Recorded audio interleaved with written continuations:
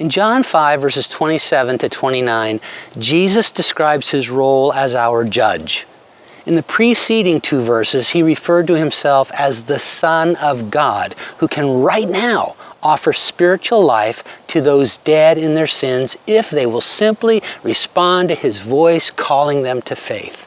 But here, as he describes a future occasion when his voice will call all those who have died physically to either a resurrection of life or a resurrection of condemnation, he says his authority to execute this judgment is on the basis of what the Father has given him as the Son of Man. And this change in title is worth noting.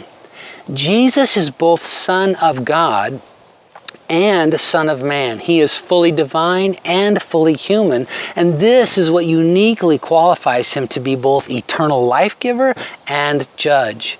As Son of God, he personally paid the penalty for our sin so we could have the payment of his suffering and death applied to our record by faith.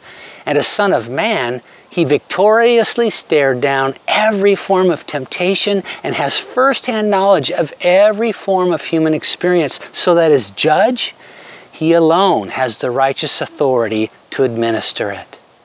When those who have refused to receive his offer of salvation during their lifetimes stand before him on that future day of judgment, there will be no excuse, no alibi, no defense.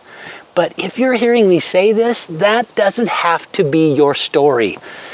In verse 29, there's a very wonderful and hope-filled use of two different Greek words that are often translated by the same English word, done or did. Jesus says that the resurrections of life and condemnation are the result of having done good or done evil. But he's not saying that a person's eternal destiny is based on whether or not they've racked up sufficient good works points. Ephesians 2, 8 and 9 make this crystal clear. The word translated as done in the first instance describes a one-time act. In the second instance, the word is about something habitually done. The Lord is saying that with one act, placing our faith in his saving grace, we can ensure our resurrection to life and wipe out the consequences of habitually turning our backs on him. Now that's good news. And if you haven't yet, receive it.